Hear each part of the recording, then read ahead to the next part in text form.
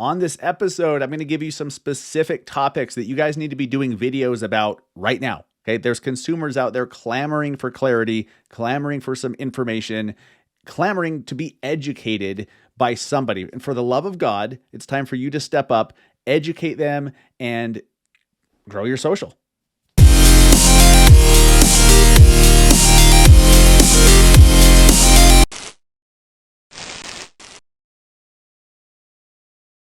What is up, everybody? Welcome to episode 223 of the Massive Agent Podcast. I am your host, Dustin Brohm. I'm an agent in Salt Lake City, Utah, and founder of the Massive Agent Society. The goal of this podcast is to help agents become more profitable. So yes, that obviously means selling more homes, doing more business, but making more money from the efforts that you make. Okay, we're going to teach you on this show, you listen long enough, how to make more and do less. Okay. It's possible. Agents are doing it. You just need to follow their playbook.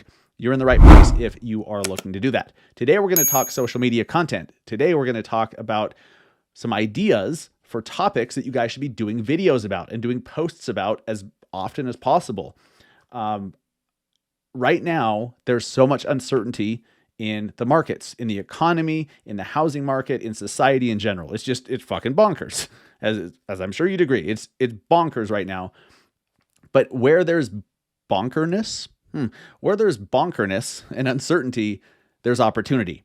Opportunity for any adult in the room to stand up and educate. Stand up and give some good, clear, understandable, easy to digest guidance on what the hell is actually happening. And more importantly, not just reporting the news, but what it means. What consumers, home buyers, sellers, people thinking about buying, people that are wanting to get into real estate investing, what do they need to know? Here's the problem. Far too many agents just post headlines like, hey, here's the news. Interest rates went up. Boom. Cool. What does that mean? You assume everybody knows what it means.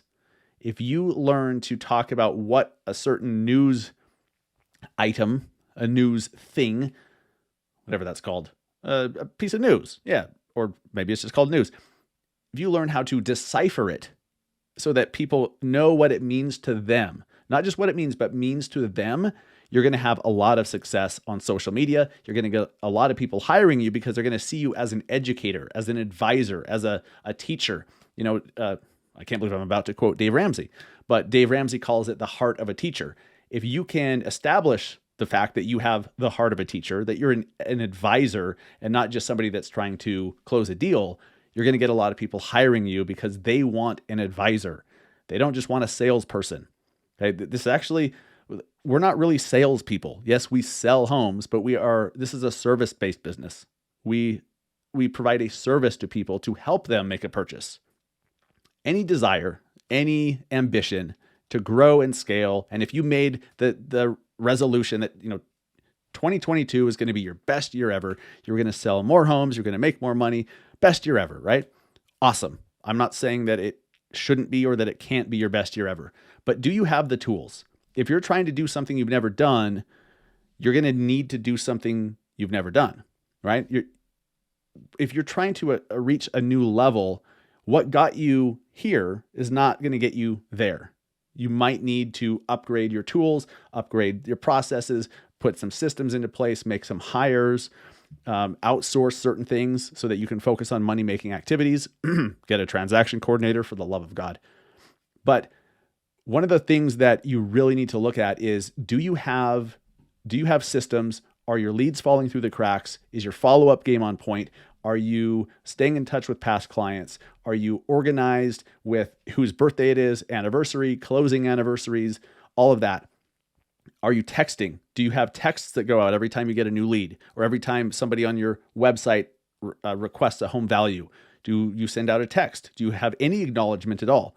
All of this stuff can be automated to a point, and there's certain systems that are better than others.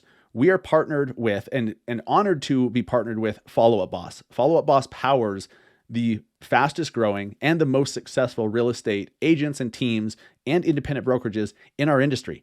If you look at, 9 out of 10 of the biggest producers in the industry, they're all using Follow Up Boss. Well, that's not I mean, that's kind of a clue, right? That's not an accident. So to show you why you need Follow Up Boss, because you're listening to the show, they're going to hook you up with not just a 14-day trial, but a 30-day free trial. And they're not even going to ask for your credit card. All you have to do is go to massiveagentpodcast.com/followupboss and get signed up for that 30-day trial. And then, of course, actually freaking use it. Kind of important. Do that, guys. Follow Up Boss is a hack. Follow Up Boss is a cheat code. I'm telling you right now, I mean, I've interviewed hundreds of successful agents all around the industry. Follow Up Boss is a common thread. So you need to find out what it is, like why, it's obviously powerful. It's obviously a cheat code. How can you use it? Go try it out for 30 days and find out for yourself. massiveagentpodcast.com/followupboss. Guys, today we're going to talk about what you should be doing videos about, what you should be doing content about on social. I get asked this quite a bit. Hey, Dustin, I know you tell me to do video, you tell me to post here, do this and do content, but what the hell should I talk about? Well, this episode's for you. This one's for you. So you guys, a lot of you guys know, if you follow me on Instagram @massiveagent and you follow my stories, that I am going through, well, I just completed selling my own house. So there's a future episode coming where I talk about selling my own house, which is kind of crazy. It's kind of a trip when you have all the emotions and your family and all of that tied into it. And then all the expertise of selling homes. It's weird, but awesome. We just sold our house. It just closed less than a week ago. We're leasing it back from the owner. Okay. Not just the buyer, but the current owner. We're leasing it back from them now. And, while we look to buy a new house. Well, isn't that kind of the problem every seller's having? They would love to sell, but then what? You guys probably have a ton of prospects, a ton of potential listings that would list today, but they're like, what are we going to do? Like, we need time to find a house. We can't find a house, or we can't afford, what we want, or whatever it is. And it's keeping them on the sidelines, or at best, they're on the fence because they're like, we'd sell, we just need to find the next place first. And you know that they can't make an offer contingent on selling their house. That's not going to work in this market. It's not competitive enough. You can't have a contingent offer and win a bidding war in this market. You just can't. So one of the solutions that I've personally done, and that I know a lot of successful agents are using, is a leaseback. All right. So where you can sell the property, and then the buyer will lease it back to you for a set period of time. Most lenders require that it be no more than 60 days. It depends on the lender. It depends on, you need to ask these questions, but let's just say, to make it easy, for 60 days. So the seller can sell the house. They can get the money for it. They have their equity. They have their down payment money for the next place. Now that you can find them the next one, and they have time to close and move out, and everybody's happy. Not all buyers are going to be willing to do that, but you'd be surprised how many are, because they can actually close on the house, get it. They've got their property. They just have to wait another month or so. Well, they'd be waiting a month or so anyways if they didn't get your house, because they'd have to keep doing the dance, going to open houses and making offers and missing out. Being willing to give a lease back is a great way to help your buyers get offers accepted. And it's a great way for sellers to have the flexibility to sell and then have time to find the next property. But I see very little content done about leasebacks. Very little. Now, of course, there's legal implications. You got to look at liability, all that stuff. Yes, blah, blah, blah, blah. Ask your broker. Okay, there's my disclaimer. There's my weak, half-assed attempt at a disclaimer, because I don't really give a shit. That's on you. Okay, I'm not your financial advisor here. I'm not your legal expert. And if you think I am, that's your problem. You're way off. But the concept of a leaseback is widely known, widely accepted, widely used. You need to look into it. Talk to your real estate attorney, talk to your broker, but they're being done all over the place. And it's a great tool to help sellers accomplish what they want to do. You just need to educate sellers that the option exists. There's a bunch of our Massive Agent Society members that are posting these videos educating sellers or would-be sellers about leasebacks. And they're getting messages like, oh my God, I didn't know I could do this. Like, this changes everything. Holy shit. If I could sell now and then have a couple months to find my next place, well, that changes everything. Let's do it. Imagine how many people in your network don't know about a leaseback. A lot of agents don't know about leasebacks. So if you're the one that's posting about it and educating and talking about the pros and the cons and the moving pieces, and then you position yourself as the expert, and you're going to get people coming to you saying, hey, my cousin John just told me that you could do this thing called the leaseback. I didn't know we could do that. That sounds like it'd be perfect for our situation. How does it work? And now you're the guy, you're the girl, you're the expert. Leasebacks. Educate the consumers about leasebacks. Another one. Something else that I'm personally doing to purchase my next property, a bank statement loan. See, if you are a self-employed person and you as a real estate agent are that, unless you're with Redfin or whoever the hell is salaried, or Zillow, I guess Zillow has salaried employees. The vast majority of real estate agents, you guys are entrepreneurs, okay? You are self-employed. You're 1099. So what that means is you don't have taxes withheld from your paychecks, from your closings. You are responsible to pay the taxes at the end of the year. Well, when that happens, when you're self-employed, you want to write off as much as possible. You want your taxable income to be as low as possible, so your tax burden is as low as possible. That's what I want. I want to pay as little tax as possible while still being legal, right? Like I want to minimize the shit out of my taxes, which is our right, using the tax code. So with that said, the issue that so many self-employed people have, not just agents, but any self-employed person, is if they write too much off on their taxes, then they're not showing enough income to then buy real estate, to invest in it, to buy their next house. They can afford it. They have the revenue coming in, but because you wrote off so much, your tax returns show that your income is insufficient, when in reality, it is sufficient. So one of the options is to do a bank statement loan where they don't look at your tax returns. They'll just look at your bank statements, how much money's coming in. Now there's all sorts of different bank statement loans. 12 months of bank statements, 24 months. There's even like no doc loans, which is kind of like stated income, but they actually look into, your ability to repay more. But there's so many options out there. They're called non-QM. It's a non-qualified mortgage. So if you hear in the news about non-QM, that's what this is. Most agents are so damn tunnel vision and so focused on FHA conventional VA. FHA conventional VA. Those are some options. And if you're working with a lender who only knows about those options and never brings up the other options, you should probably find a different lender. My lender actually told me, hey, well, if, taxes, or maybe you haven't filed your tax returns yet, you're a couple years late on filing them, or the taxable income is just not what it needs to be, but you can afford it. Let's just do a bank statement loan. Cool. So the interest rate's higher, fees are higher, but it lets you do what you want to do and write off as much as possible off your taxes. Obviously, this is not tax advice. Talk to a CPA, okay? But just from my experience, talking conceptually, educate the consumer about bank statement loans. These non-QM loans, there are other options. So if you have somebody self-employed who thinks they can't afford to buy a house because they wrote off everything on their taxes to minimize their tax burden, you can show them, okay, here's some options where they don't even look at your taxes. That gets a lot of people off the fence as well.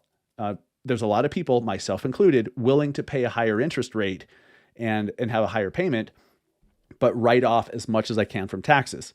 I'm saving more from writing all the shit off on my taxes than I would be saving with a conventional mortgage with a lower interest rate and all that. So it depends on the person, depends on the situation, but educate people about these non-QM options. At a minimum, let them know that there aren't those 3 boxes. There are more boxes that they can fit in. They're not limited to FHA, VA, and conventional. All right.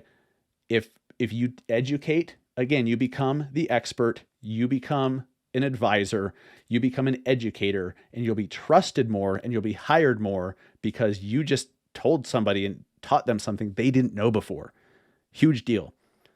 The last thing I want to talk about that I've been posting about recently, it's just been going crazy. It's been performing so well on social, on Instagram Reels and TikTok especially. Home prices. What the hell is going on with home prices? Are they going up?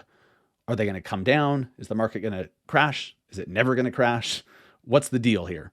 Well, just the topic is attention grabbing. And before you post anything, you always want to figure out, how can I make this grab attention? Okay? If you're going to post something, if I was going to do a podcast episode, okay, a future podcast episode, which will happen, I could just call it my story, or I could call it what I've learned from selling my own house.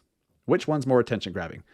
Same freaking topic, but one is more attention grabbing. One is a hook. So the topic of what's going on with home prices, are they going up? Are they going down? When are they going to come down? How long are they going to keep going up? The topics themselves are hooks. They're built-in hooks. So like I mentioned, I posted this one video on, what did I even call it? Let me look it up real quick.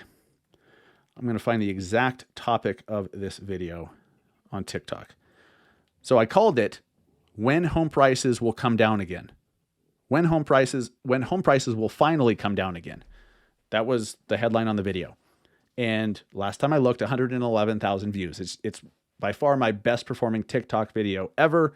And I had the same video on Instagram Reels do pretty damn well also. A lot of comments.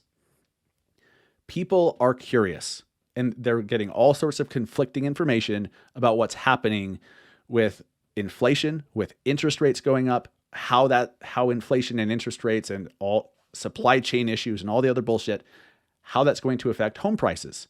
There are people that say, buy as much as you can now because prices are just going to keep going up, regardless what happens with the stock market, regardless what happens with interest rates.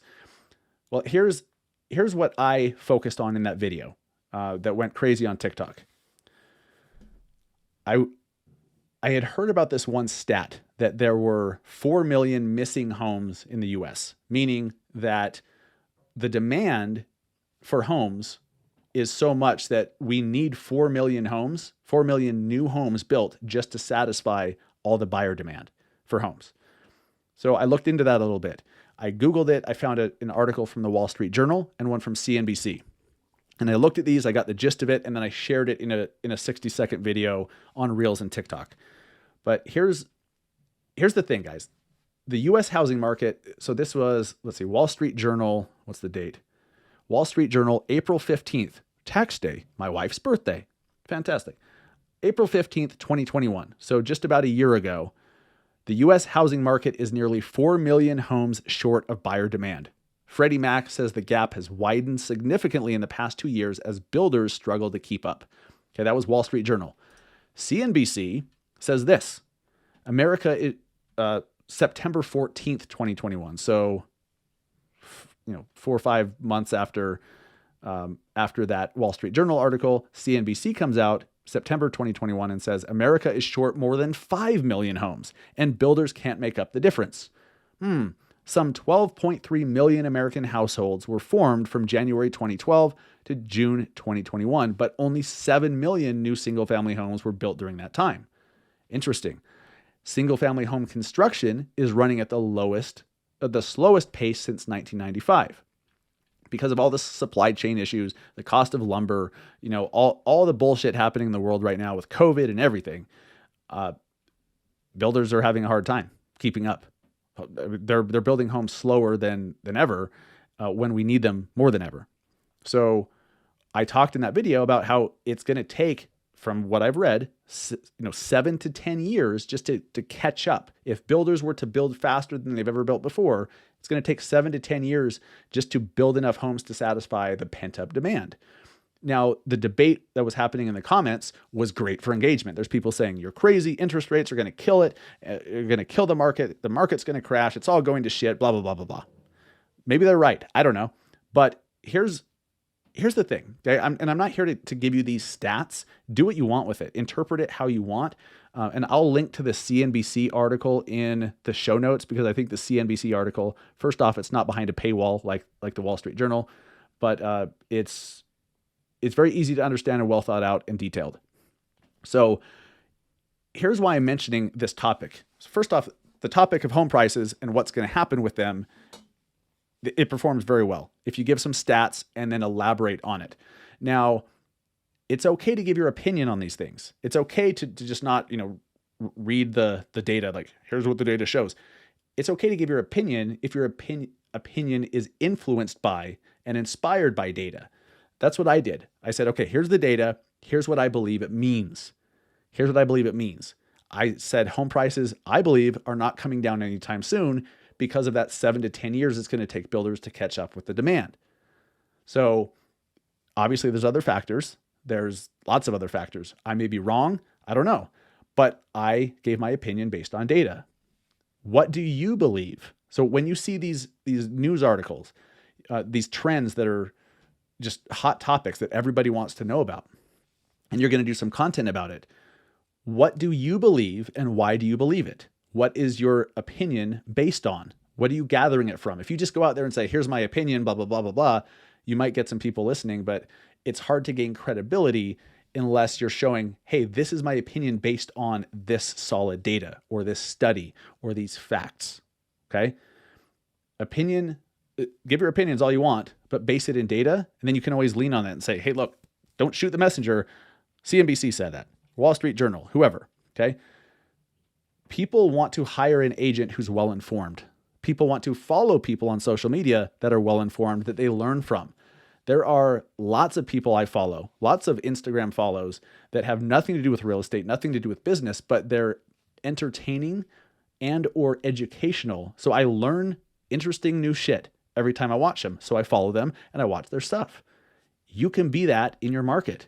You could be that local real estate expert, that local expert that people watch and follow because you just have interesting insights and they learn something.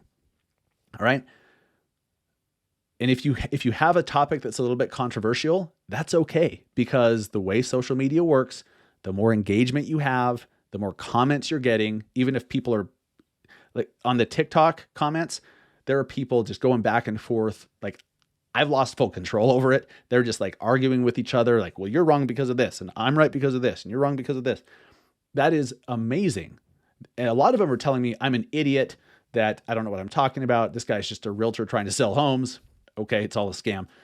But it's all great for engagement. If you pick something, give your opinion on it, be okay with people disagreeing. Be okay with it being a little bit controversial, because that controversy or those disagreements, as long as you encourage people to voice their disagreements or whatever, and let's be honest, people will anyways, whether you ask for them to or not. But if you say, hey, do you agree or disagree? People will tell you their opinions. People love to be heard. People love to give their opinions. And when they do, even if they're telling you you're an idiot or that, hey, you're spot on, you're right on, you're brilliant, it's all great for the algorithms. It's all going to help that content go further. And that content, even though you get some of these douchebag trolls that can't help but comment ridiculous stuff, you want those to a certain point, because it's going to help that content get put in front of serious people that really will become followers of yours, really will look up to you or refer you or hire you. That's how it all works, guys. So there's some topics right now. Bank statement loans or non-QM loans. How do they work? You know, what are other options for people who want to buy real estate? Leasebacks. What are other options for sellers that need some time to buy another house after they sell? Leaseback, educate people. And then what the hell is going on with home prices? How is interest rates going to affect it? How's inflation? How is labor shortage, lumber prices, supply chain issues? How does that affect all of it? And what does it mean for people? How does it actually affect them? You've heard of this before. What's in it for me? What's in it for them? Well, they need to know what's in it for them. If you're going to give a stat or read a news headline, what the hell do they care? Now, they probably should care, but you need to let them know how it affects them, how it affects what they want to do. You get really good at doing that on social media, you'll grow like crazy. And you're going to get a lot of incoming business from people who want to work with you because you're an advisor. You're an educator and an advisor, and you've done it with personality. There's a key. Add some personality to it. It makes it much easier to digest and learn from you and follow you if you have some personality. Okay. I hope this helps, guys. We can talk a lot more in future episodes about topics. If you guys want me to do more episodes on what to do content about, let me know. Shoot me a DM. Make sure that you are following me at Massive Agent on Instagram, and shoot me a DM over there. That's usually the best way to find me. And yeah, guys, go do some content. There's people out there that are just like, please, somebody dumb this shit down and tell me what I need to know. I'm tired of all these headlines. Just tell me what I need to know. If you're the person, if you're the professional that steps in and satisfies that and teaches them what they need to know instead of just giving them headlines, you're going to do well. You're going to get business. You can't not. You do it with personality, it's going to happen that much faster. Guys, I really appreciate you listening to this episode. Thank you for everyone who shared the show. If you found value in this episode, please share it with a team member, another agent you're close with, your broker, share it within your brokerage Facebook group, whatever. If you found value from this, share it so other agents can get value from it and learn and grow as well. And in return, or at the same time rather, you're helping us to grow the show. You're helping us to reach a wider audience and grow the show. And we appreciate that very much. So guys, please execute on this. Please do. Be educators, be advisors, do it with personality. You guys are going to thrive. Appreciate you guys listening. We'll be back next week with another episode of the Massive Agent Podcast. Take care.